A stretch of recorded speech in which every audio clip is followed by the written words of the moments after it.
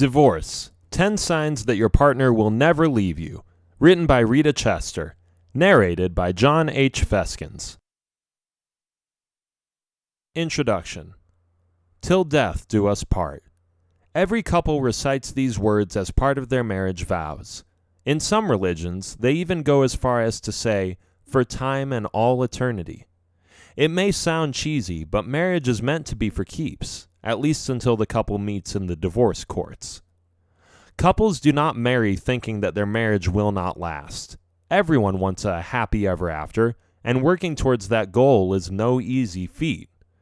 According to the CDC NCHS National Vital Statistics System, 40% to 50% of marriages end up in divorce courts. The problem is that, more often than not, couples fail to notice that their marriage is heading towards disaster until the worst happens. It is easier to pretend that everything is all right instead of admitting to yourself that there is a problem. We recently had an exchange student who heard my partner and I argue once in 2 whole weeks. She left a note with the criticism on the fact that we yelled at each other once and mentioned that her parents never argued. How naive! Even if they did not argue, does that mean they have no problems or just that they don't talk about them? When I look at the marriage of my parents and that of my partner's parents, I notice the difference. My parents have yelled and fought a lot more than my parents-in-law, but being part of this in-law family has also taught me that the latter have specific problems, addictions, and silent issues that my parents don't. The number of arguments, or the severity of them, isn't always an indicator for how well the relationship is working. Avoidance and denial are 2 of the major causes why most couples do not notice that their marriage is about to fall apart. Acceptance and open communication is the simple solution here, one that is often overlooked. If couples are willing to admit that there is a problem early on, then it could be mended before things get really bad. Marriage is a partnership and requires both partners to make it work. You cannot have a marriage with just one partner working on it. If you notice that your marriage is experiencing troubles, no matter how small, start working on rekindling your romance. The honeymoon does not have to end. Ignite the fire between you and your partner once more. A study done by Christine Pruill, Ph.D., shows that overall marital quality also affects a person's health in both the negative and positive stages of their marriage. The study concludes that happy couples enjoy better health than those in unhappy marriages. The ratio of marriages against divorce is still higher, which means that the vast majority still do not give up on the dream of having happily ever after. This book does not claim to be the answer to preventing every divorce, but it could give you some guidance on how to keep your marriage healthy, bringing you closer to your dream of happy ever after. Prevention, and not treatment, is the key to cure a malady. Do not wait for the malady to spread when you can prevent it from happening. A marriage made in heaven is possible by taking the first step and reading this book.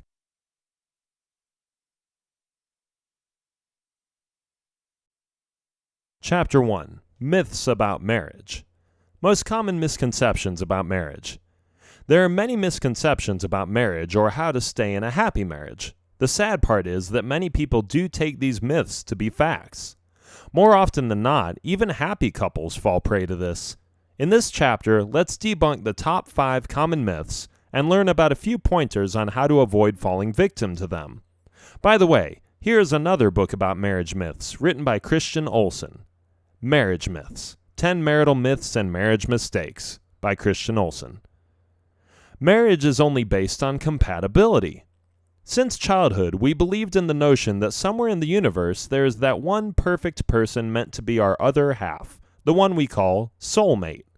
Though we do not exactly know if such a person exists, we perceive it to be true and thus base our relationships on this ideal. Even if it was true, don't you think the so-called soulmate is the one you end up with in the end, not the one you erroneously assume should be yours because you are attracted to him or her or you said your marriage vows?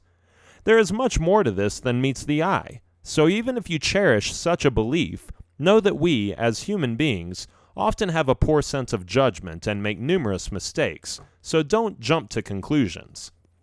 When we do find someone who fits our ideal soulmate, we fall victim to the belief that we will find our fairy tale ending with them, no matter what. In doing so, we also overlook red flags. That is, until you wake up one morning to realize that the marriage is not perfect and that you must have married the wrong person. Compatibility is not a guarantee of a happy and lasting marriage. Commitment is the best ground for a solid relationship. It does not matter if you like the same things or never argue. If neither of you commits to the relationship, it is bound to fail. Here is a book about compatibility. Compatibility Test, 200 Questions, by Rita Chester. Couples who are happy never argue. Wrong. I mentioned it in the introduction. Couples can fight a lot and still be happy. Arguments are still a form of communication, especially if done in a rational manner. Conflict is inevitable if you have different temperaments, if your values are different and your interests vary. However, there are couples who enter into marriage with different expectations based on experiences from their own families and past relationships. When one partner fails to meet the other's expectations, coupled with the difference in temperaments and personalities, an argument is bound to ensue. Lack of arguing could indicate lack of communication. When partners avoid arguments, the feeling of trust and intimacy is bottled up inside. Tension builds, making it difficult for both partners to communicate. Happy couples will argue, but they do not purposely hurt each other. They do not bring up past mistakes or points of arguments to hurt or use as a tool to gain the upper hand in the relationship. What happy couples do is resolve the arguments by discussing their feelings openly. They talk reasonably and calmly about the source of their argument, while also trying to find solutions. A happy couple knows how to compromise with each other, adjust, and move on after each argument. My partner will change for me. If my partner loves me, he or she would change for me. Couples often fall victim to this myth as well. Do not make the mistake of trying to change your partner. Although couples need to make adjustments in order for a relationship to flourish, it should not be at the expense of losing their identities. Love should bring out the best in us and should not change who or what we are. In a relationship, each partner's role is to love the other and not try to reform each other. True love means loving someone without reservations or doubts. It means loving all your partner's faults and imperfections. If my partner loves me, he or she can read me. Again, another myth instilled in our mind that's closely associated with the idea of soulmates. No, your partner cannot read your mind, and often does not know what you want until you say something. They can try and predict your reaction or your thoughts, but they will not always be right. Communication is the key. It is vital. Some even consider it the foundation of a good relationship and marriage. You cannot assume that because your partner loves and understands you, the need to express or say what you feel and want no longer exists. You are only building up your resentment by keeping silent, and eventually this resentment will escalate and lead to unnecessary arguments. Your partner, on the other hand, will grow frustrated over not knowing or understanding why you are resentful until the frustration builds itself into anger. Anger can sometimes beget pride, hurting you both in the process. It is not being unfaithful if I am not having an affair. The passion seems to be fading and the sex is not the same as it was. If you buy into that myth, you might eventually believe it to be a fact instead of working on resolving the problem. The Bible taught us that a married person who looks at another lustfully commits adultery by thought, if not by deed. The 20th century paved the way for couples to outsource gratification through pornography, cybersex, sex toys, etc. You vent your sexual energy, desires, and fantasies on other things or other people instead of focusing them on your spouse. Monogamy should be physical and mental. Monogamy does not equal a boring sex life. In the course of your relationship, the intensity of the passion between you and your partner might wave. It will not be the same as when you first met or during the early years of your relationship. What develops instead is the thrill of finding a deeper connection with them. Connect with your spouse physically and emotionally instead of on other external factors.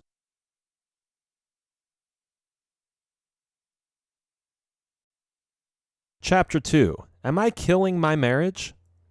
Destroying your marriage unknowingly. During the early years of married life, couples would need to make a conscious effort to adjust to their new lives. For women, it can be overwhelming to find themselves responsible for the happiness and care of their husbands. On the other hand, men might struggle when trying to balance between being caring towards their wives while being a strong protector of their family. In the process, they unknowingly do things that could potentially destroy their marriage. Money matters. It is a husband's responsibility to provide the basic needs like food and shelter for his family, regardless if you are both working. However, this is a responsibility that can be shared between partners. It could mean working overtime or cutting down on your personal expenses so your daughter could attend ballet classes or sign up for a baseball league. Even if you are working and earning money of your own, you should be careful about your finances. You cannot spend in the same way you used to before you were married. You have to think and budget for 2 people now. Consider this. If a wife spends money extravagantly, the husband would feel that she does not care about how hard he is working. A man who does not provide well for his family makes a wife think that he does not care about his family.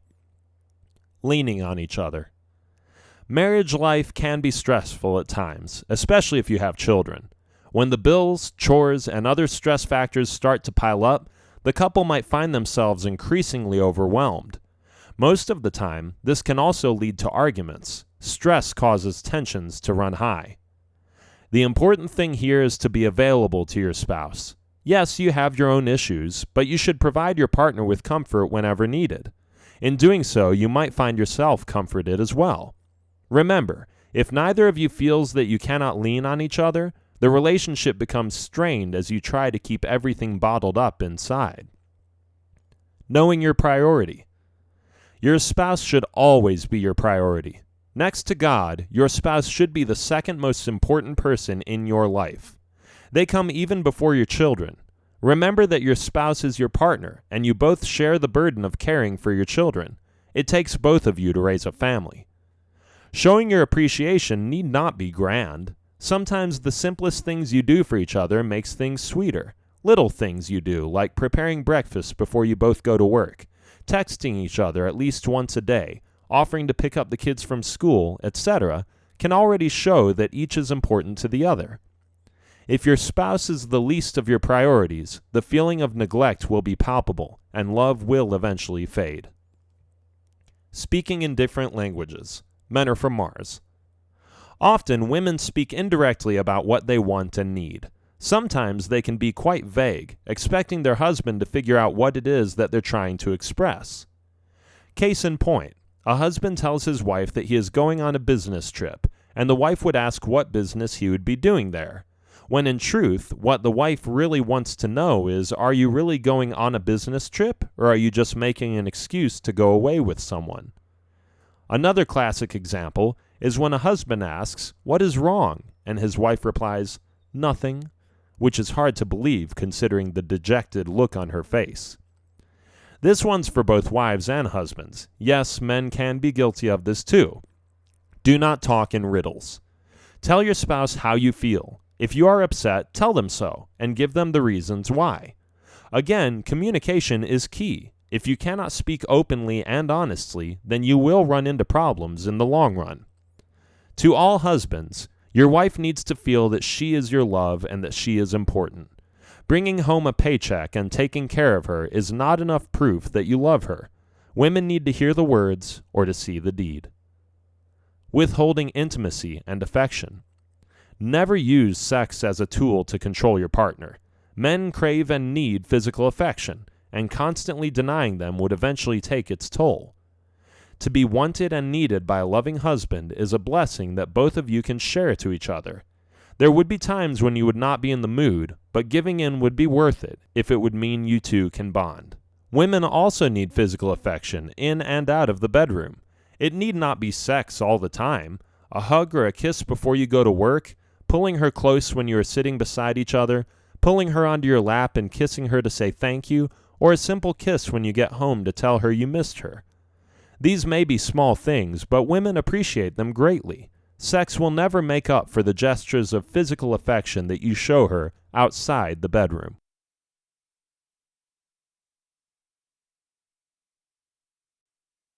Chapter 3. My spouse is leaving me. You have a good and happy home, kids to dote on, and money is not an issue. In short, your marriage life is bliss. Everything is perfect. Or not. Couples often become complacent with their lives that they fail to see the telltale signs that something is no longer right. They miss the warning signs completely until one day, one of them leaves. Knowing what signs to look out for could save you your marriage. Here are a few examples and what you can do should you ever find yourself in a similar situation. Sign. You feel that you no longer know your spouse. There seems to be a huge distance between the two of you, and you're unable to bridge it. It does not have to be something that either of you did. It could be that you simply drifted apart. What to do? Take time to sit down and talk to each other. Find out what is keeping the two of you apart. Couples drift apart when they do not get the time to bond with each other. Make an effort to spend time together. You could take a vacation or do things as a couple, even if it's something simple like going to the grocery store together or going for a walk. Try to rekindle the passion you both once had. Sign. Your spouse is always annoyed with you. You find yourselves easily irritated by the other. The things you used to be able to tolerate have turned into major stressors for both of you. What to do? Communication plays a big role in this. Talk about what annoys you. You have to be on the same page so that you can understand each other. Miscommunication is often the cause of conflicts. Say what you mean and mean what you say. Be straightforward, but be understanding towards your spouse as well. Sign. Your spouse is always nitpicking on you. Nothing you do seems to be right. You find yourself always shouldering the blame for even the things you did not do or have no control over. What to do? Try to find out if your spouse has a problem. It is possible that your spouse has problems at work. Unknowingly, your spouse could be using you to vent off the bad mood. Again, communication plays a large role. Sign. Your spouse spends more time away from home. They have developed a tendency to spend more time with friends or even at work and less time at home. What to do? Do not wait until your spouse never returns. If your spouse is spending more time with other people, it could be that you are being neglectful. Take action before your spouse leaves you. Start planning activities you can do together, like a weekend barbecue with the kids, jogging together in the morning, asking your spouse for a date in the movies or your favorite restaurant, or giving your spouse a simple body massage, which could lead to other things. Give your spouse a reason to want to stay home. Sign. Your arguments have escalated into full-blown fights. Your little arguments have turned to a constant fighting and shouting match. What to do? When you fight, make sure that one of you is calm. You cannot both be highly strung or the argument will never end. One of you has to stay calm. If you must fight, compromise. Let your spouse vent out and be there to listen with an open mind. Afterwards, when all is calm, you can give your side. If your spouse gets even angrier at your silence, explain that having a shouting match will not solve your argument. Sign. You do not know where your spouse is. Your spouse no longer tells you his or her whereabouts. Your spouse could be gone for days and come back, but not tell you where he or she went. What to do? Tell your spouse that you worry about his safety, and not knowing his or her whereabouts further adds to it. You do not have to know where your spouse is every single minute of the day, but if he or she needs to be gone for several hours or more than a day, you need reassurance that he or she is safe. Sign. You lost your connection with your spouse. You no longer feel that you have a common ground that connects your mind and your heart. What to do? Make the effort to reconnect. Your busy schedules might be straining the connection that you two once had. Take some time out to be alone with each other so that you can rekindle it.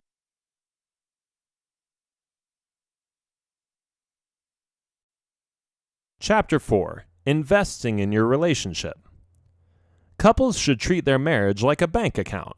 Based on John Gottman's research on marital stability and relationship analysis, the key to divorce-proofing a relationship is not how you handle your arguments, but how you interact with each other during happy moments. Treat your relationship like a bank account where you invest more positive interactions than negative ones. As Gottman's research showed, happy marriages are not conflict-free. It just simply means the couples have more positive interactions than negative ones. The concept of having a bank account relationship helps to keep the balance in a marriage. Couples invest more interactions that are positive so that when they make withdrawals, when conflicts happen, the bank balance will not end up in the red. This means that the positive outweighs the negative. Try your best to never allow your arguments to overwhelm your relationship. If your relationship bank account is full of positivity, it will shorten your arguments and allow you to get over them faster. Remembering the good things, and let these overshadow the bad things that only happen every now and then. It's easy to get lost in the bad, so always focus more on the good. Accept that you both have imperfections. If you learn to accept that both of you have flaws, you become more understanding of the small mistakes they make, and it enables you to get over your own anger that much faster. Here are 4 ways you can invest in your relationship and deposit more positivity in your relationship bank account. 1. Daily positive interaction. Take time away from your busy schedules and spend at least half an hour to bond with your spouse. You can go jogging together, do the groceries together, or spend time talking about your day before going to bed. No matter what you choose to do, the important thing is to have time together. 2. Do not let doubts consume you. Trust spouse. If he starts coming home late, do not immediately assume that he is having an affair. Ask him if there is a problem at work. Tell him you are asking because you are worried about him working too hard. Do not torture yourself by imagining all sorts of scenarios. Until you know the real reason, you have to give your spouse the benefit of the doubt. 3. Be appreciative. Show appreciation towards every gesture that your spouse makes. If your wife prepares you dinner, give her a hug and say thanks. If your husband offers to pick up the kids from school, reward him by cooking dinner or being extra affectionate towards them. Showing appreciation gives more meaning to little things that couples do for each other. 4. Listen and reach out. Do not thwart your spouse's attempt to reach out to you. If your spouse is trying to make you notice him or her, listen and do not ignore it. Women use hints to get attention, and even if you do not understand it, pay attention. Once you start listening, you will understand what they're trying to get across. On the other hand, men tend to be more physical when they want to be noticed. They get charming and constantly initiate contacts. If this happens, reciprocate his actions. Here are 2 books I recommend, one about listening and one about marriage communication. Listening by Christian Olson. Marriage Communication by Christian Olson.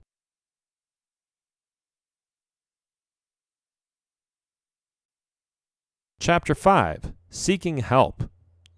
When marriages start to crumble, most couples seek help from family and friends. However, friends and family members do more harm than good. Third-party perspective can help them see the problem more objectively. This is why many also turn to marriage counselors. Marriage counseling can be quite daunting. You will feel more vulnerable, but this is part of healing the relationship. There is no right time to do this. If you start feeling as if you cannot handle the issues by yourselves anymore, then look into speaking with a counselor. There is no shame in doing so. Couples who want to try counseling should be in the right mindset before they make their final decision. The top 3 things that couples should keep in mind upon deciding are: the counselor is not going to fix your marriage. Seeing a counselor does not mean your marriage will be fixed after. The counselor is there to guide you. The counselor is your third-party member who can see your marriage objectively and try to mediate any differences. The real work towards fixing your marriage happens outside of the counseling room. Admit your part in the problem. It is easier for couples to put the blame on each other rather than admitting their part in it. Owning up to your responsibility is difficult, and couples tend to be blind when it comes to their faults. Reflect on how you value your marriage and if you are still willing to make the necessary changes. Marriage is a commitment, and without commitment, you will find it difficult to start fixing things. Choosing your counselor. Once a couple is ready to take on the process of marriage counseling, you should work on finding the right one. Meet with 2 or 3 counselors before making your final choice. Do not fall victim to counselors who claim that they can fix your marriage. This does not depend upon them. You and your spouse are the only ones who can really make things work. Always choose a counselor with whom you feel comfortable talking to. Remember that you would be bearing your soul, your fears, including some of the most humiliating incidents in your marriage. If you are not comfortable with the counselor, you would find it difficult to really open up. Make sure that your counselor has no bias towards you as people and towards your marriage. Your counselor's opinion could easily influence your decision, and it may not always have positive results. No matter what you decide to do not wait too long to see a marriage counselor. If your fights have become more frequent and physical, admit that something is wrong and that you need third-party help. Do not wait years before you acknowledge that there is something wrong. How to make counseling work. It takes both people to work on a marriage. Even if the couple is already on the brink of breakup, seeking help from a marriage counselor shows that they still value their marriage and are willing to hold on. However, it takes more than a good counseling for things to change. Couples should also possess some qualities that could help them really turn things around. Intelligence. The couple should be willing to learn new things and be capable of abstract thinking and ideas. They should see through multicolored tinted glasses and not just in shades of gray. Humility. Couples should possess the humility to admit and take their part in the problem. No finger pointing or blaming. They should be willing to accept advice from someone more knowledgeable about relationships. Flexible. Couples should be willing to bend and give in sometimes, to go with the flow. Integrity. Couples should be honest and transparent. They must value their commitment to the relationship and each other above all else. Mature. Couples should be mindful of the things they say and do. They should understand the effects of their action, or lack of it, on others and accept responsibility for it. Dependable. Couples should be able to rely on each other. Be there when one needs help at the same time accepting their need for space.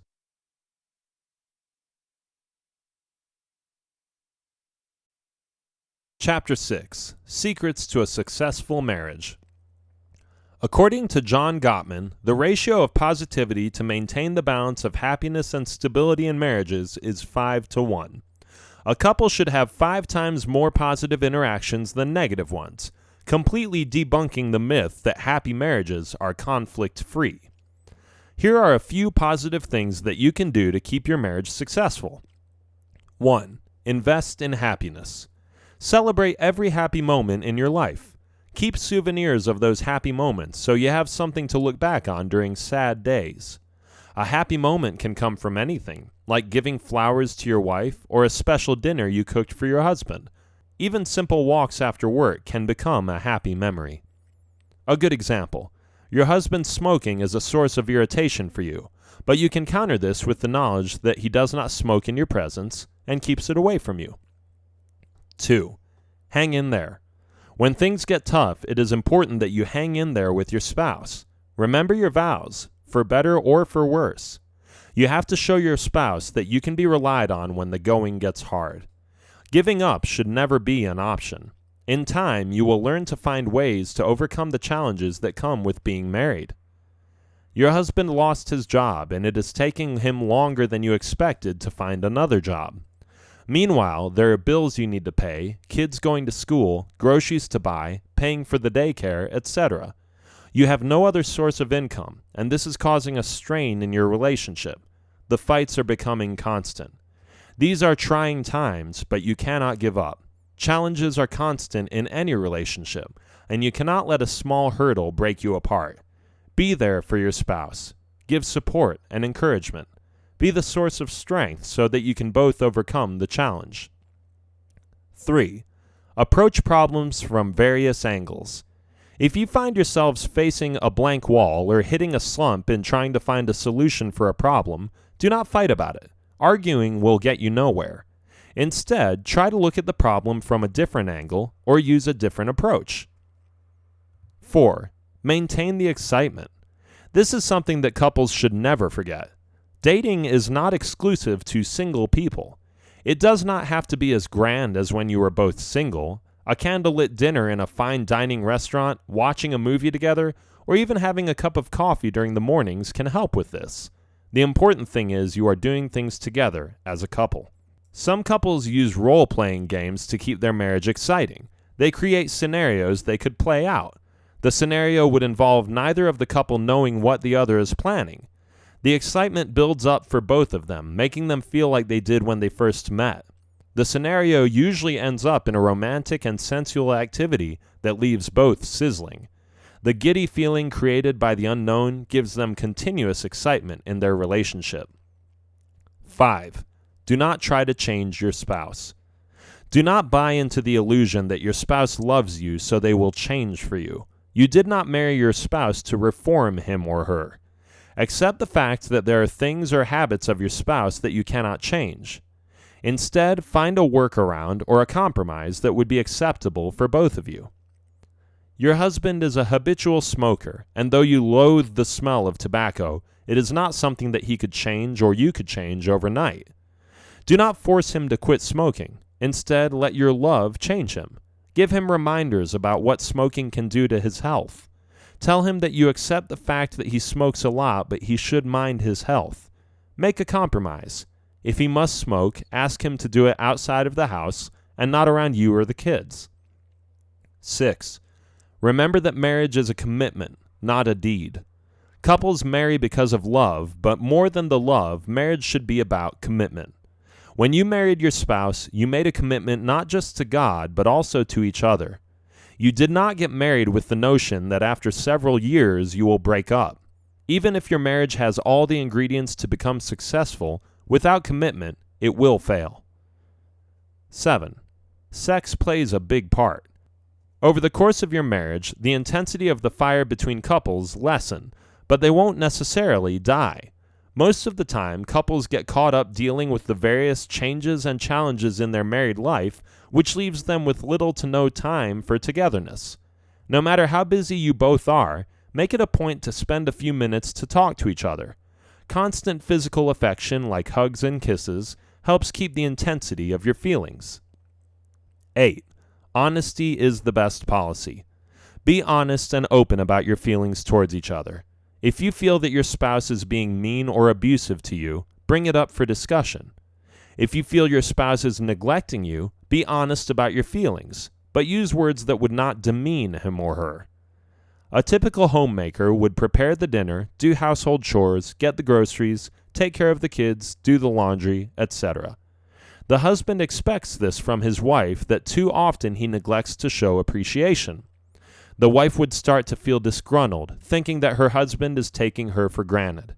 She starts to be moody and would often pick a fight with her husband. The husband, not realizing that his wife is feeling neglected, would take it as an offense, and without realizing it, they are having a full-blown argument. If the wife were more straightforward in asking her husband to help her out by doing some of the chores like doing the groceries, the fight would not start. If the husband was more sensitive of his wife's feelings and showed his appreciation, she would not feel so disgruntled.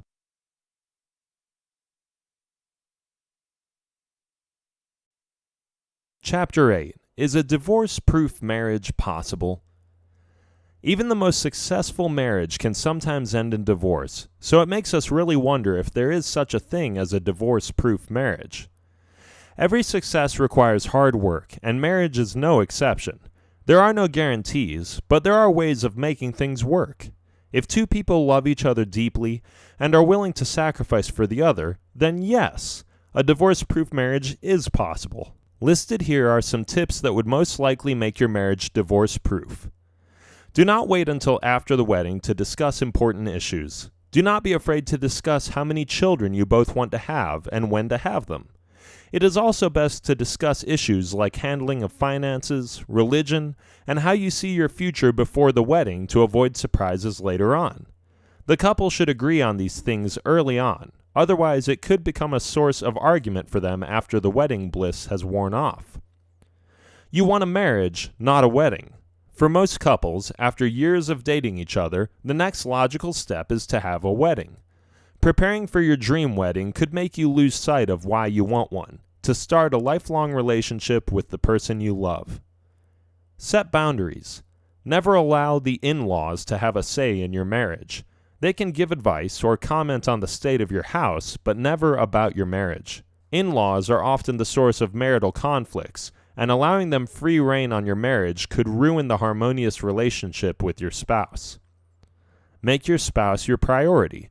After God, your spouse should be your next priority. Without your spouse, you have no marriage, and without marriage, you would have no children. You can love your family equally, but when the time comes that your children move out, who are you left with for the rest of your life? Your spouse.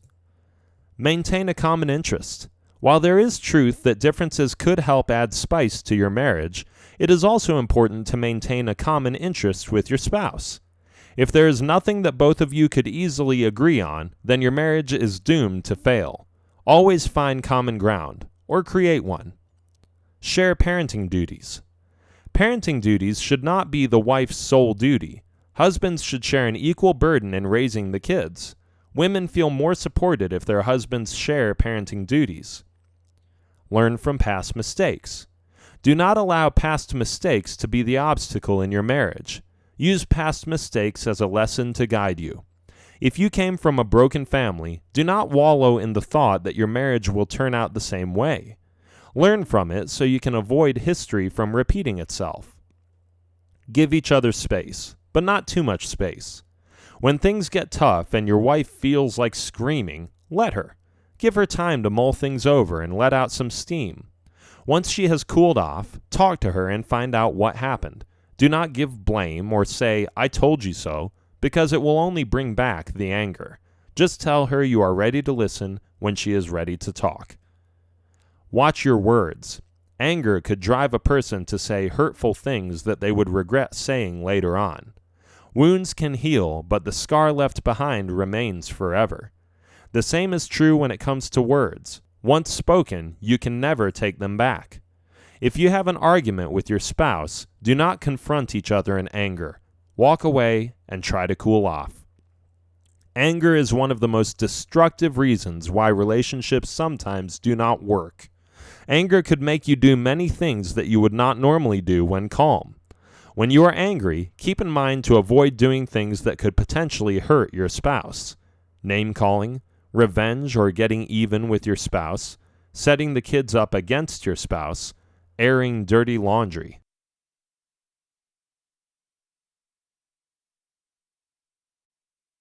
Chapter 9. Make Love Last. Gottman's research on relationship analysis revealed that arguments or fights do not destroy marriages, but rather it is how couples deal with them that does. In Gottman's book, What Makes Love Last? How to Build Trust and Avoid Betrayal, he explained 5 different points that allow him to predict with high accuracy if a marriage will last or not. 1. Fondness and admiration. Couples give spontaneous compliments to each other. Their life together is full of fondness and admiration. The respect is clearly shown, but it is coupled with affection. 2. Me-ness versus we-ness. Couples cannot resolve conflicts because they focus on blaming each other rather than admitting their fault in it. It is always I and never we. It takes 2 to tango, just as it takes 2 to start a fight. 3. Express pride in your struggles. Couples tend to focus on their fights rather than their struggle to overcome the challenge. Happy couples show pride in their struggles to fight challenges together, emphasizing the growth of mutual trust and strength in their commitment to each other. Surviving difficult times together gives a deeper meaning to their relationship as a couple. 4. Keeping their connection. A couple who works hard at trying to keep their connection is more likely to have a lasting marriage. This connection enables them to face any difficulties along their path. Knowing that their partner is there for them makes it easier to face daily challenges. 5. Being satisfied. A couple who often argue would usually express disappointment that their relationship turned out to be something they did not expect. They have unrealistic expectations of the relationship, and therefore they find no satisfaction. The disappointment breeds discontent that leads to arguments. You want your spouse to change, so you try your best to change him or her. And when they refuse, you express disappointment over it. Do not try to change your spouse. Accept him or her as is. Marriage is a partnership, and how each spouse reacts or interacts will determine if their relationship will end in the divorce court or not. Here are 4 things that couples should avoid doing while in a relationship. Criticizing your spouse is not good because it can easily become too personal. You can complain about things that irritate you about your spouse, but once you make a criticism, it is like saying that your spouse is not a good person. Name-calling can also offend. Name-calling conveys disgust, which is not healthy for the relationship. Words are powerful weapons and could easily poison trust between a married couple. Even if you don't mean the words, the scars it might create is real for the other person. Defensiveness. This is equivalent to saying it is your spouse's fault and not yours. Admit your part in the problem. When an argument starts, it is never just one person's fault. Disengaging. This is the deadliest of all. Removing yourself emotionally from the relationship. You simply ignore everything and turn your back on the relationship. This is one sure way to kill even the healthiest marriage.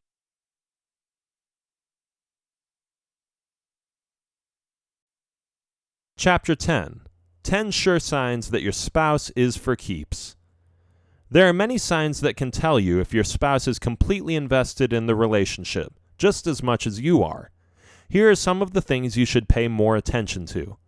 1. Your spouse believes that marriage is not just a vow, but also a commitment. Your spouse should be fully committed to your marriage. It is more than the vows you both recited during the wedding. Commitment means staying with each other and persevering in the face of adversity. 2. Your spouse appreciates everything you do, whether it be big or small. Your spouse shows how much he or she values you. A hug or a kiss for something as simple as a cup of coffee or a bunch of roses for preparing dinner, just to show appreciation. 3. Your spouse owns up to his or her mistakes. Your spouse is not afraid to admit their mistakes. He or she readily admits being wrong and apologizes for it. There is no finger-pointing and blaming. 4. Your spouse is proud of your achievements. He or she feels secure about your career and your relationship. Insecurity is one of the source of arguments of most couples. Insecurity breeds jealousy that could lead sometimes to infidelity. 5. He or she keeps the connection alive between the two of you.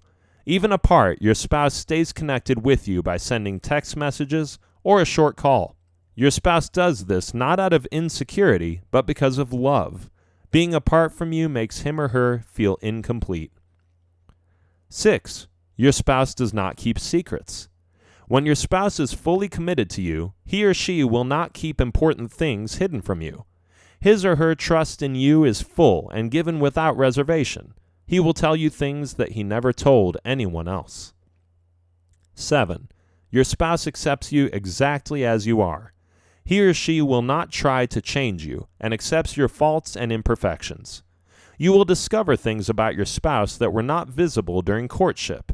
A classic example could be something simple, like the way he or she leave a trail of clothes while getting dressed.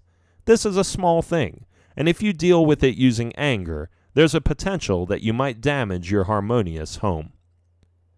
8. He or she makes you top priority. You come first before the children, friends, and their own family. You are always part of his or her plans and will do everything to make you happy. Your spouse will not make decisions without consulting you first. 9. Sex is not their main motivation for being with you. There would be times that you would feel tired and you wouldn't be in the mood for it. Instead of getting frustrated over the lack of intimacy, your spouse understands it. It will not be a cause of an argument because he or she respects your feelings. 10. Your spouse talks about your future and not just their own personal future. He speaks of we instead of I. You are always included in his plans for the future, telling you that you would be together long enough to ensure that future.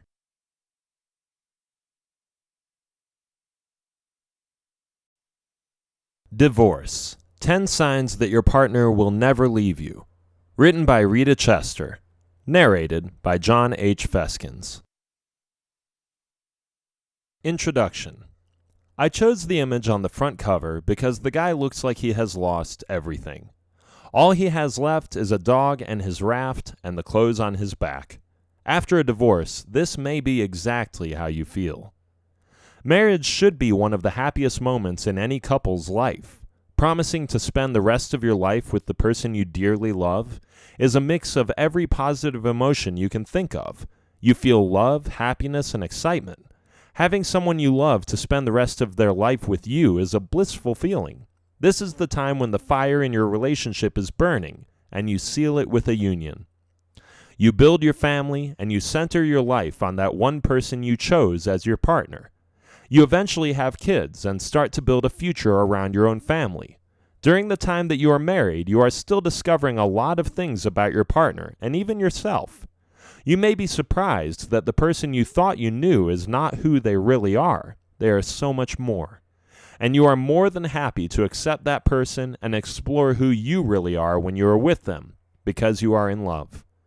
However, like many other stories, some marriages end up in pain and divorce. A breakup or a divorce happens when a couple stops compromising. Relationships should always be give and take. The moment that you and your partner are no longer willing to work out your differences, that is the time that you are to consider a divorce. Most of the time, though there is still love between the two, it is not enough to work things out. You already feel tired of fighting all the time that you end up thinking that the best thing to do is to split up. This is probably one of the most painful things people could go through. Having your dreams shattered and starting a life again on your own will never be easy. You will have to survive and adjust to standing on your own 2 feet again. This time, there are other lives involved: your kids, your family, and even your ex. You'll have to teach yourself that the person you once exchanged vows with will now become a stranger once more. Then you'll have to let the people around you adjust too, especially if you have kids. Do not forget that your children are also hurting because of the divorce. You are not alone in this battle. This stage of your life is one of the darkest and one of the most painful heartbreaks. How are you going to survive this ordeal? In this book, you will learn that there is life after the storm. You will learn how to stand up from where you have fallen. It will be one hell of a ride, but it is guaranteed that you will come out of it stronger and a much better person than before. The divorce is not the end of the world. It is the beginning of a new chapter in your life. You now have an empty book to write on.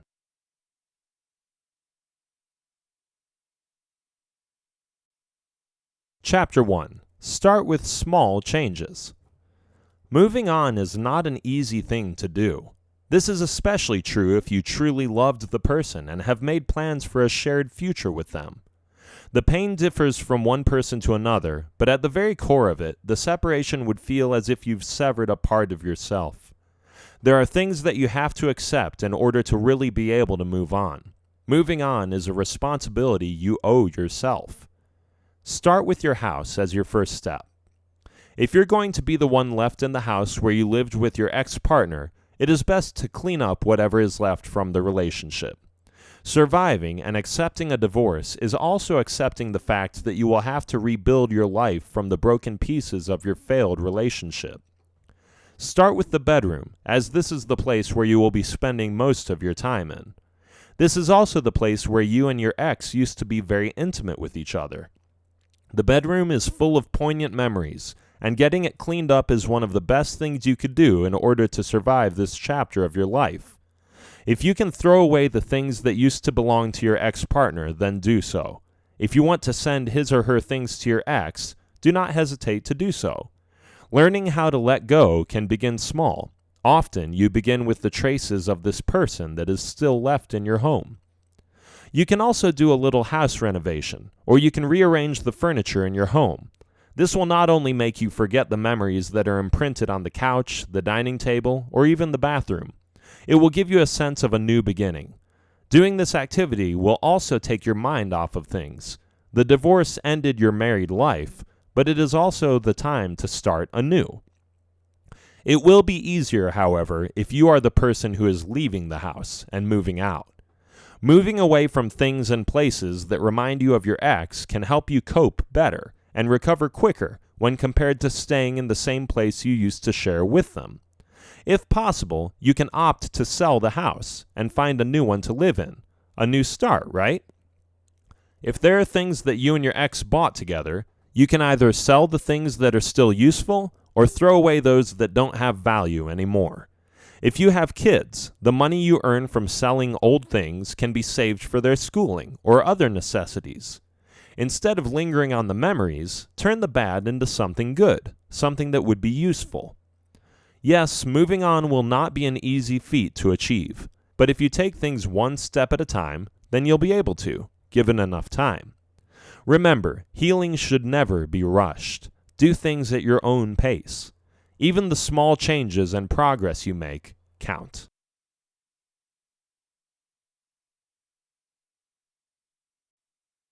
Chapter 2. The Grieving Process.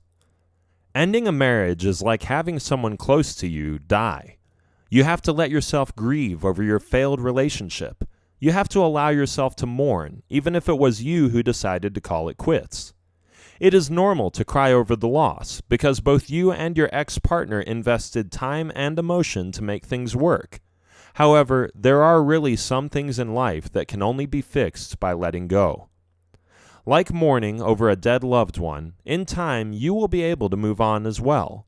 Comparing death to a divorce is not because of bitterness. It is because when someone dies, what you will always wish is for that person to be in a happier place. Death is not the end of their journey, nor is it the end of yours. It is the beginning of a new life. What you should always pray for is that for you and your ex-lover to find contentment and happiness in the new separate paths you have chosen. But a divorce doesn't always mean the end. Sometimes things can still work out in ways you may not have even thought of at first. Try to remain friends, or at least be civil.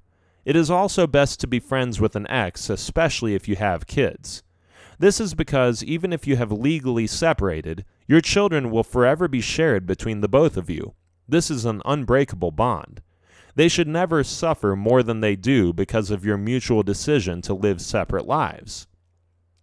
Parting with someone you cared for is very difficult. The care and love you feel for them will not disappear overnight. There are times wherein you might feel empty. This is normal, and it is all part of the grieving process. Though you may find it easier to give in to this sadness, try your best to avoid it. Look at the brighter side of things, your newfound freedom, the opportunity to begin anew.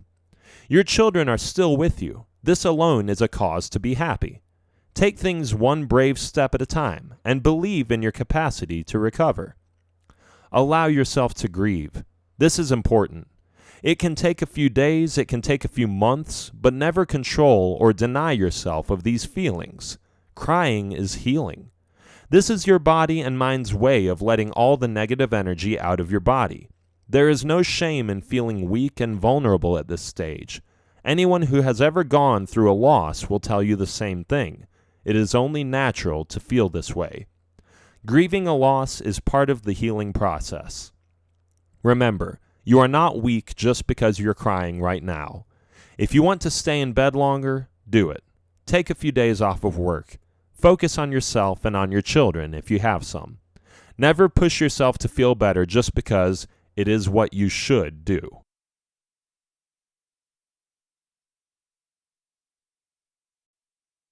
Chapter 3. Embracing Your Independence. Getting into a relationship and marrying someone is also entering into an invisible binding contract wherein you share a lot of yourself with another person. Those things are emotions, friends, family, possessions, and finances. When you get into a relationship, you do not only commit to the person, you are also committing to share yourself and your life with them. Like your marriage vows, you and your husband or wife become one. That is the reason why a marriage is called a union. Two souls are bound by law or by religion to function as one. When you get married, you share finances, expenses, and responsibilities with your partner. Sometimes there is one person tasked to budget the money while the other earns it. There are other relationships wherein there are specific utility bills assigned to each. You also rely on each other when it comes to decision making. This is because being in a relationship means that you two are always involved in almost every aspect of each other's lives. Making a decision will affect both of you, and as such, it must be something you both agree on. All this ends after you decide to finally call it quits. Your finances become solely your responsibility. Everything, from managing the bills, the rent, etc., falls on your shoulders now, especially if you've become used to having someone to help your own. If you have kids, the responsibility is shared between the two of you. Depending on how things ended, this could be fairly easy to manage or completely complicated. But your independence does not begin and end in your finances. Everything that you used to do with your partner, you will not have to become accustomed to doing alone. A daunting task, especially if you've been with them for a significant number of years. Their absence will become more palpable, but do not let that bring you down. You are not incomplete just because they are no longer around. If anything, you are wholly you again, stronger, better, and capable of doing things by yourself and for yourself. You may not feel it at first, but this freedom can provide you with a new sense of power. Instead of letting it make you feel lost, use it to guide you as a person. What do you want to do today? You're free to do just about anything. Go on a vacation and treat yourself. Get a makeover. Splurge on something you have long wanted but have had to compromise because your ex-spouse may not have been keen on the idea. You no longer need someone else's permission, nor do you need to consider them before taking action. If you have children, give them all the love you would have shared with your ex. Make them the center of your world, and do your best to ensure that they feel just as loved, if not more. Remember, divorce does not make you a lesser person. You are not incomplete just because your marriage did not go as planned. You are still the person you once were before it, except you have also grown wiser and more experienced. The hurt you feel is normal, and it will pass. The important thing now is for you to regain yourself instead of losing it to grief. You are wholly you, and nothing changes that.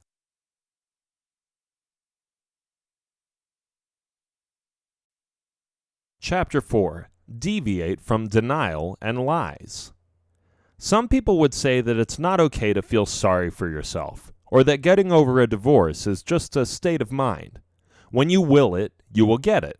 Some would even say that everyone who has gone through or going through the divorce is going through the exact same feelings, emotions, and situation as you are. So there is no reason for you to find it hard to get over the ordeal. These are completely false, however. People are unique in every way. Just because you know people who are going through the same thing as you, it does not mean that the feelings are the same. Pain is a very personal thing. Feeling sorry for yourself is fine, but only to a certain extent. If you wallow in it, then that's when problems arise. Allowing yourself to feel is the best way of accepting that you failed your marriage. Denying yourself these emotions can only lead to them getting bottled up. And do you know what happens when you are no longer capable of keeping them locked up? There's a tendency to explode and break down. Don't put yourself through that trouble. Another important thing to keep in mind is to avoid convincing yourself that you have to be mad at your ex-partner for leaving you or letting you go. Holding a grudge will never do anyone good, no matter how valid the reason is. At the end of the day, the one who carries the grudge tends to suffer the most. As repetitive as it may sound, letting things go is always much easier than holding on, especially in this case. Make sure that you filter through the advice that you receive.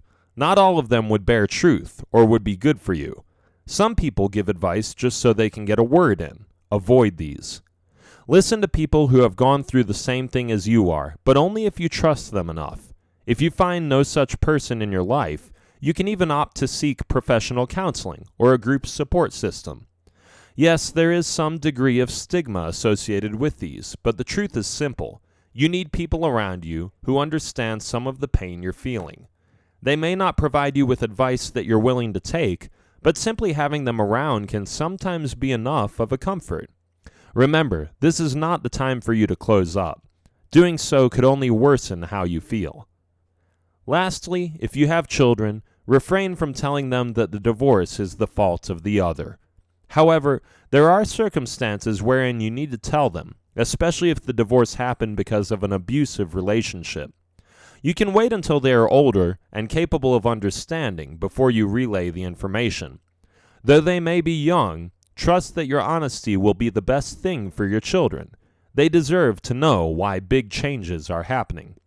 In doing so, you are also able to teach your children a few important lessons in life. Use it as an opportunity to expand their understanding.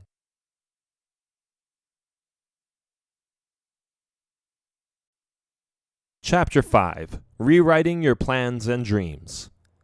Once the process of the divorce is over, you are left alone with an empty space in your life and in your heart. The dreams you are planning with your ex-partner is now yours alone to achieve or rebuild. It need not be a complete loss, nor do you need to trash all the plans you once had. If these are things you still want for yourself, or for you and your children, then nothing should stop you from still going after them. The great thing about plans and dreams is that they can be rebuilt and changed to suit the need. The same applies to any unfulfilled goals and wishes. The only difference is that the task of achieving them falls on one person's shoulders, yours. You are independent now. You have to find a reason to move forward. Life may not seem to work out in your favor at the moment, but it will eventually fall into place. Do not be afraid to dream big. If there are things that you were unable to do before you got married, achieve them now. Start with small goals. You can travel, study, and find a new hobby. Focus all your energy on your work or your children. Nobody can dictate whatever you will want to achieve in life, as there are simple goals that will have a huge impact to you. So start simple, then look for that one thing that you are yearning for. Here are some examples of the simpler things that you can aim for, short-term goals which should help you on the way to achieving bigger ones. Create a bucket list. Tick off as many items as you can. Get promoted at work, or find a better one if you're no longer satisfied with the one you have. Visit that one place you've always wanted to go. Invest in something. It can be something small or something significant, like a house or a new car. Do something you've been afraid of doing. Skydiving? Bungee jumping? Let go of your fears. Try a career change. If you want to spend more time with your children, this could be your chance. Once you have found that goal, avoid getting easily distracted. If you do not have kids, make your dream your ultimate goal and do everything in your power to achieve it. If you have kids, focus your dreams and energy towards them. They are your companions and partners in reaching all the goals you have set for your family. If you want something that's meant for the long term, you might want to focus on the following: building stronger and deeper relationships with your family, your children primarily if you have some. Investing in yourself. Be better and do more than you ever thought possible. Plan for the coming 10 years. Where do you want to see yourself then? Do what you can to achieve it. Remember, a divorce need not be the end of your dreams. Think of it as an opportunity to make new ones. Bigger than before and with nothing in your way, achieving these dreams should become one of your priorities. Let them motivate you to get up every single day, regardless of the sadness you feel. If you have something to work towards, you'll spend less time sulking about.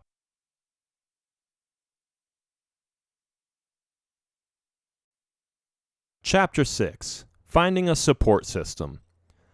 Though friends and family are not the ones responsible to get you through the divorce, it is always beneficial to your recovery to have people to talk to. Sharing your pain with a few trusted people will help you see the circumstances through a different point of view. This gives you a fresher perspective. You will also gain ideas through their experiences. Do not be afraid to call for help when needed. There will always be people who will be ready to listen to you. The first step is to approach them. This alone takes plenty of courage.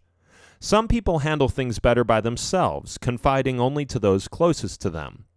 There are those who appreciate a more quiet form of support. A simple hug or an encouraging message is enough for them to feel better. Then there are people who need to express their pain, to talk it out with someone else. These are all okay and valid. Remember that different people deal with their pain in varying ways as well. If you have children, especially if they are younger, remember that they need help to get over the divorce too. It is important for you to be ready to extend emotional support to your kids, as they sometimes do not have a proper way of expressing themselves. Communicate with them, but make sure that you listen to what they say as well. In some cases, children can help heal a grieving parent. There's no better support system than that from a child who loves you unconditionally. Be observant of your children after the divorce. Sometimes they only seem all right on the surface. Some kids tend to blame themselves for what happened. Reassure them that it is not their fault. Encourage them to go out more or to make friends, to get a hobby. You and your partner will never retire as parents who will love and care for your children. Do not let your child feel that they have to choose a side after a divorce. Making your child feel that they have to take on a side is unfair to them, as they are only a victim of the circumstances. Getting a divorce is not supposed to be a failure as a parent. Do not let your child feel that way. Make them feel and assure them that no matter what happens between you and your ex, you will still work together in raising them. You are still a team, and that they did not lose a parent in the process.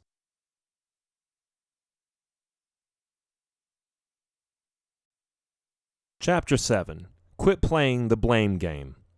Most of the time after a divorce, you will find yourself thinking about what went wrong. It will take some time for the situation to really sink in. For many, this might take a while, as rebuilding from the rubble takes priority. Only much later will you think about things, and more often than not, this is when the blame game begins. Whose fault is it? Some people would readily blame their ex-spouse, creating a never-ending list of wrongs in their head, finding fault in almost everything that their ex-partner has done. And hey, maybe it really is mostly your ex's fault. Each situation is different, and abuse can happen, as well as unchanged addictions, unfaithfulness, extortion, manipulation, or uncontrolled negative behavior. Perhaps it is their fault. But eventually, you need to go through the healing process of being able to let go. Anger can cause people to believe that there was never any good. The bad can easily overwhelm the positive when a person is in this state of mind. However, it takes two to tango. Your partner isn't solely responsible for the divorce. Of course, this does not include abusive relationships, where your last resort is to leave them. There are also people who end up blaming themselves. If you are among them, stop. You will not gain any good in blaming yourself. If you do, you will end up creating ghosts, and this will affect how you see yourself. You are broken, everyone is. But do not let that take over your confidence. Do not let this affect your relationship with yourself, your children, your friends, and your family. Never, ever let this control your future romantic relationships. Even if it is mostly your fault, you're not going to improve your life by beating yourself up about it. Become a better person, or seek professional help if you must, but don't linger on the past. This is especially hard when unpleasant memories from the past are haunting you. There is only so much you can do, so you have to accept the fact that there are things that are beyond you, things that you can't change, or you can't force to happen. If you keep on sulking over your failed relationship, you are not letting yourself grow. Acceptance is always the key to be better. Remember that you have no control over what your ex-partner feels, and that is one of the reasons why you ended up in a divorce. You are no longer in the same page, and that will never be your fault. Another thing that you must avoid is fault-finding. Whether or not you find the answer you are looking for, it no longer matters. What's done is done, and blaming yourself or the other person will not change anything. Even if you keep on blaming yourself, you will never get your marriage back the way it was before. You will not be able to bring back the spark that was lost through time. Instead, focus all of that energy into building something positive.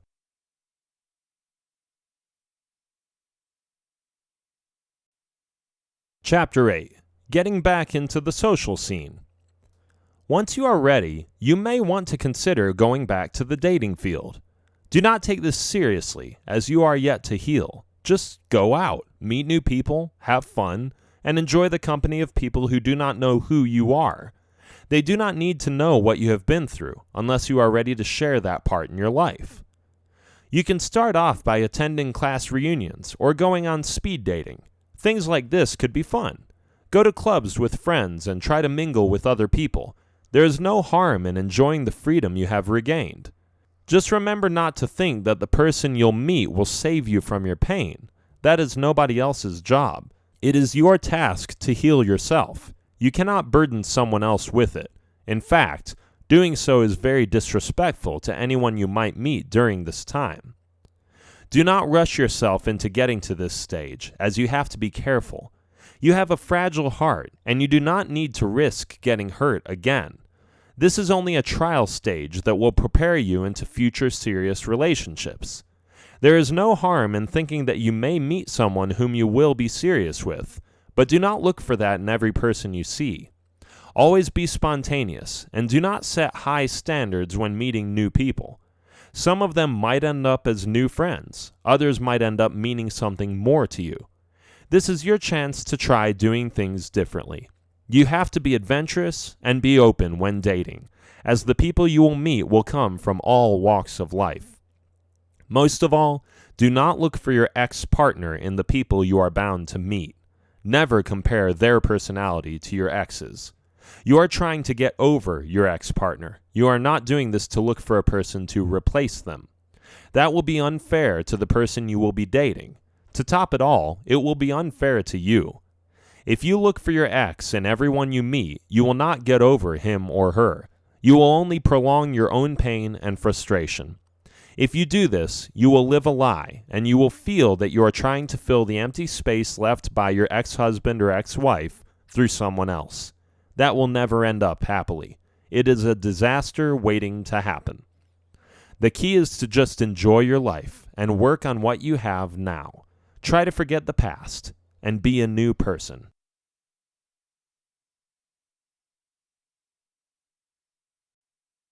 Chapter 9. Finding positive outlets for your energy. In every kind of breakup, may it be a divorce or just an ordinary split, it is always very effective once you find a new hobby. This will ease your mind off the worries and the pain brought upon by your failed relationship. You can either find a new sport to engage to, start painting, writing, or even reading. Express your emotions through art. Channel your energy and focus them into sports. You may discover a talent in you that you never would have known if you continued to live a married life. Traveling is also one way to help yourself move on.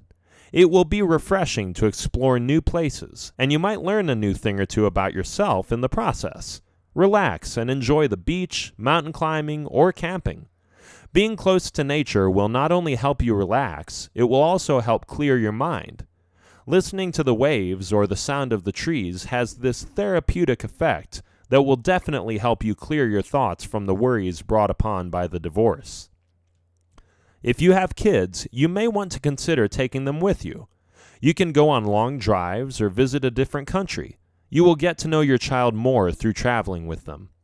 This is also a chance to bond with your kid and to strengthen the relationship between the two of you. Let them know that even if you are no longer together with their mom or dad, you will still be there all the time. You and your child should see this as a blessing in disguise, as you are given the chance to spend more quality time together. If you can't travel, try to think of your new role in life and embrace it. Think of the things that you will have to do now that you are on your own. Overcome any fears, but expanding your knowledge. Learn new things. Learn them with your friends or with your children. Build up your confidence along the way, and in doing so, you will no longer fear what's ahead. If you used to be a stay-at-home mom or dad, you can look for a job. This will not only help support you financially, it will also give you a new sense of importance. Having a responsibility outside of your house is a good way to make yourself feel useful and needed. These are the common emotions that people who went through a divorce are dealing with. Being left alone makes a person feel that they are somehow not needed or unwanted, which is not true. However, these feelings are undeniable. That is the reason why getting a job is a good way to improve your wavering confidence because of the split up. Find a job that you are good with. Develop your skills and find a new purpose. Being a stay-at-home parent is not a bad thing, but the goal at the moment is to feel good about yourself, which can be fulfilled by a job. Meeting deadlines and tasks doesn't sound that appealing to many, but it sure does give you a great challenge.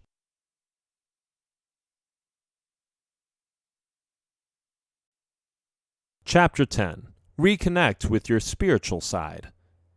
It is not surprising for many married couples to often neglect their spiritual sides, be it because of their increasingly busy lives or simply the fact that they forget its importance. Now that you are newly single, take this opportunity to reconnect and strengthen your spirituality. Whether you're religious or not, you have to restore faith in what you believe in. This is another source where you can pull strength from. It does not matter what you believe in, for as long as it provides you with healing. Always hold on to the hope that good things will come your way. Never stop believing, and be brave. Be kind, and do not hold grudges against the people that hurt you. Holding a grudge will not do you any good, as it will only be you who is affected by it. Most people believe that not forgiving someone and staying mad at people will ease the pain. This is not true. The more you stay mad, the harder it will be for you to move on. Being spiritual teaches us to forgive and to accept. It may be hard at the beginning, but you will see the beauty of forgiving soon. Forgiving is letting go of the pain. This will allow you to heal, and you will be happier. It may not come as soon as you wish, but once it does, it will all be worth it. The one who forgives is the one who ends the fight.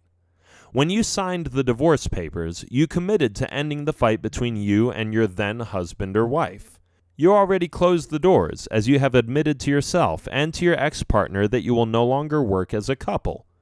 Forgiving your ex is also a way of forgiving yourself as to why your relationship ended. Believe that though tough things may not have ended up the way you wished for it to be, there are still good things coming. Connecting with our spiritual sides helps ease any worries. It allows us to see the bigger picture that pain might be hindering. There may be some things that does not happen the way you wanted to, but there is always a good reason for everything. Though life gets a bit too difficult sometimes, there is always a rainbow after the rain. If you are the type to pray, do so. Whenever you do it, you'll find that you feel much lighter after. This is because you're opening yourself up to something greater than yourself. You are letting go of the things that pain you and leaving yourself open for positivity. This is what you need. Spirituality can also become the key to acceptance, so make sure to keep it in mind as you go through the process of recovery.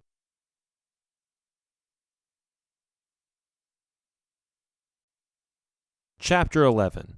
Genuine Acceptance. There are a lot of things in life that are hard to accept.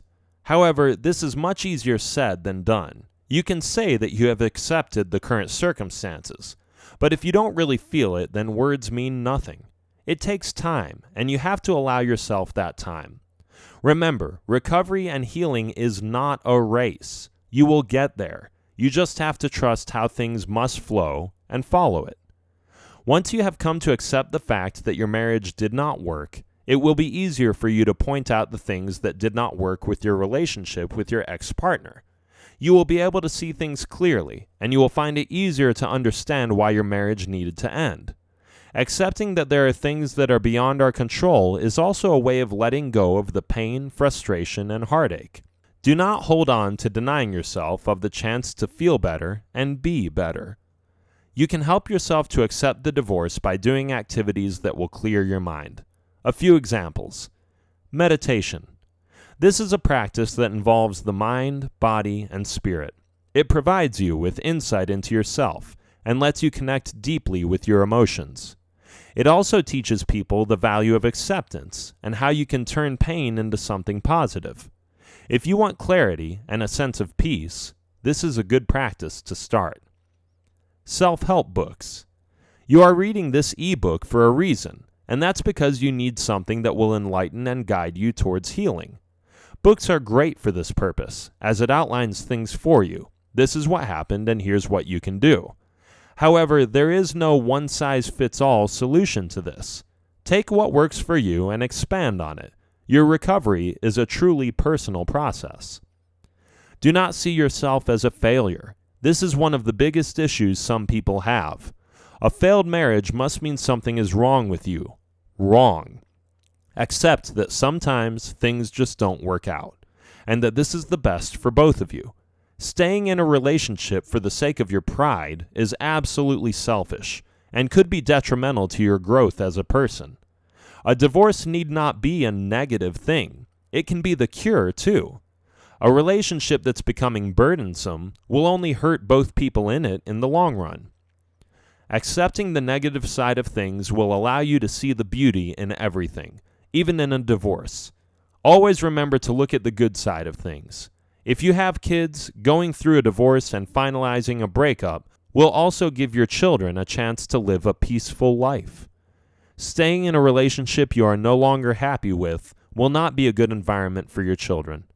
So accept that the divorce is also a way for you to be able to concentrate on being a good parent.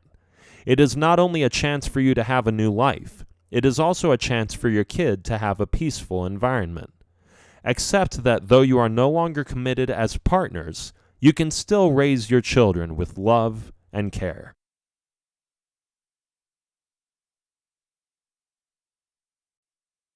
Chapter 12. Fundamentals of Moving On.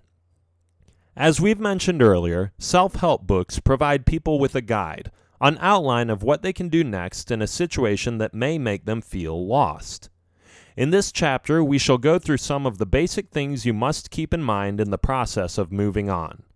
No, this is not a rule book. You need not follow everything step by step. This is but a guide, something to look to whenever you feel as if you're unsure of what step to take next.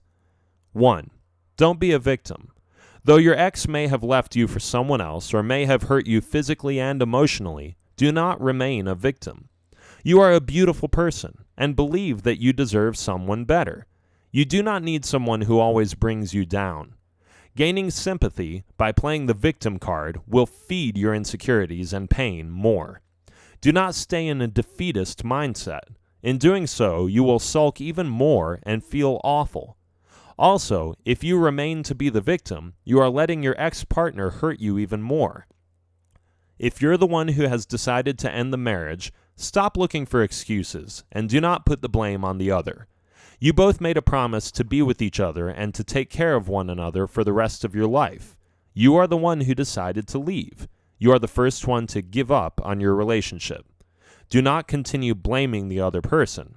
You owe yourself and your ex-partner a chance to redeem yourselves. Do not remain helpless and hold your head up high. Be proud and keep on fighting. 2. Give yourself enough time for mourning. You can cry over your ex and your failed relationship, but give yourself a deadline. Aim to be better sooner rather than allowing yourself to cry over things that are already over.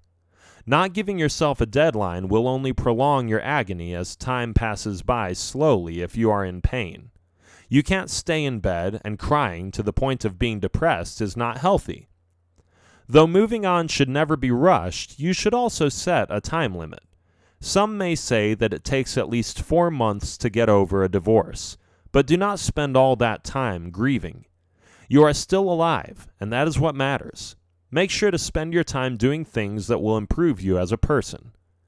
Staying sad over your divorce is not healthy for you physically, socially, and emotionally. This may lead to serious health and mental issues. If you have kids, it will also affect them, as you are a parent, and you are their source of strength while they are still young. Keep a positive outlook in life and in love. 3. Trust yourself and trust fate. Though the circumstances seem to be working against you, never lose trust and hope that things will turn around. If you cannot trust anyone else, trust in yourself. The best person to rely to in times of trouble and pain is only you. There is no one else you can count on except your own strength.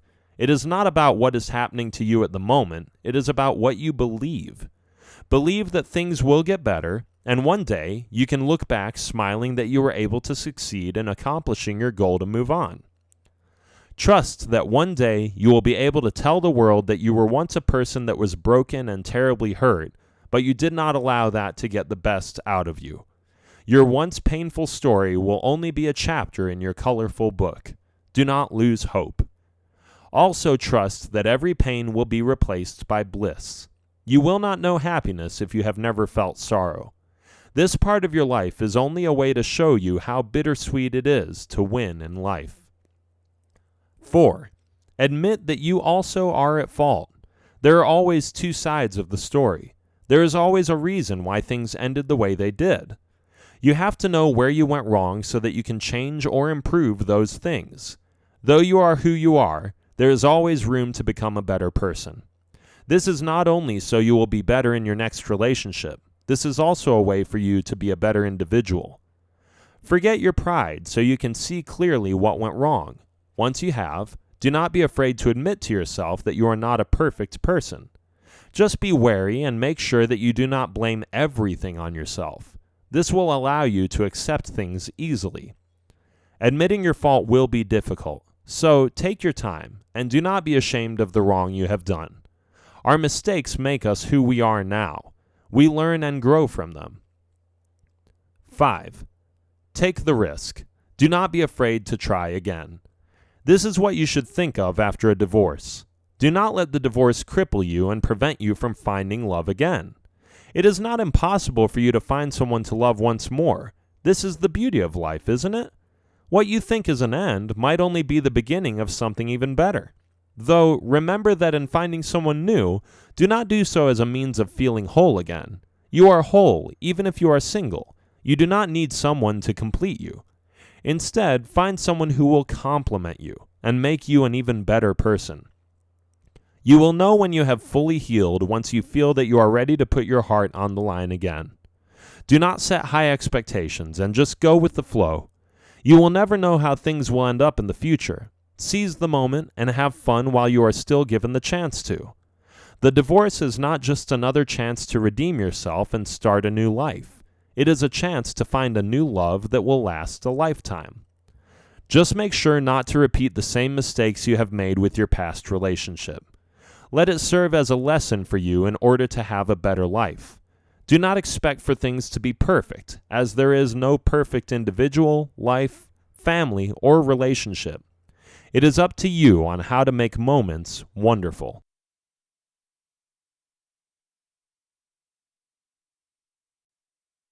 Conclusion. Now that you know what has to be done, it's time you took the initiative and started dusting yourself off. There is much to be done, and most of them involve bettering yourself. Remember that what you have gone through does not define who you are as a person. You are more than just the person who was left behind. You are beautiful, and it is your wounds that make you shine even more. No matter how broken you feel you are right now, you will emerge successful and happy in the end. It does not matter what people say or think about you. What matters most is what you believe. Do not hesitate in taking the steps to be better. This road leads to a better place. Cherish the moments you used to have with your ex, as they are not just full of pain. Once in your life, you were happy with that person. Just do not be tired of pushing your limit and finding ways to move on without your ex-partner. Invest your time with your children, family, friends, or your career. Make use of the time you have now to be a better person. Now is your time to be a better parent, a better child, a better friend, a better coworker, a better you. Reinvent yourself, and do not be afraid to take chances. Every ending comes with a new beginning, and that is now. Most of all, do not depend your happiness on someone else. Do not ask somebody else why you feel empty. You were born in this world alone. You are a puzzle that needs to be solved. The pieces are your journey. It is not another person. Thinking that someone else should make you feel fulfilled and complete is wrong. That is because you are the only one who can complete yourself. Find happiness within you and not from someone else. Then share your happiness with the person you chose. A partner is just there to help you through life. They are there to comfort you when you need it, to make you feel safe, to care for you, and to love you. No matter what your partner does, finding happiness and being whole will still be completely up to you. You are responsible for your own happiness. You are the master of your life. You are the one who is holding the pen and writing the pages on your book. It will never be seen or written by someone else. Just because you are married with someone does not mean that they are responsible for how you feel. It is you, all you. Sometimes, being with someone for a long time makes you lose your identity. You no longer know who you are without that person. And it is not healthy, as you have to have your own identity. Do not lose yourself just because you are married or in love. You have to hold on to who you really are. This is your chance to make things better for yourself. Do not waste it. Though finding beauty in a divorce is such a hard thing to do, you have a choice in life. You can choose to be miserable and hope that it will be better in the end, or you can choose to stand up, walk away, and build your future alone. There are so many reasons to live. The world does not end with that single divorce paper that you signed. Maintain a positive outlook in life. Always aim to be happy, fulfill your purpose, keep dreaming, and be the best you. Outshine the old you. Be a winner, and always believe that when you are down, the only way is up. Stand up from where you have fallen, and make the most out of your time. You are no longer a child that needs to be guided in walking through life. You are a fully functional adult that has all the capability to be better and to heal. Healing starts from accepting that you are not okay, but it should never stop there. You know that you are not okay. So take action and make sure that your goal is to be better and to be great once more.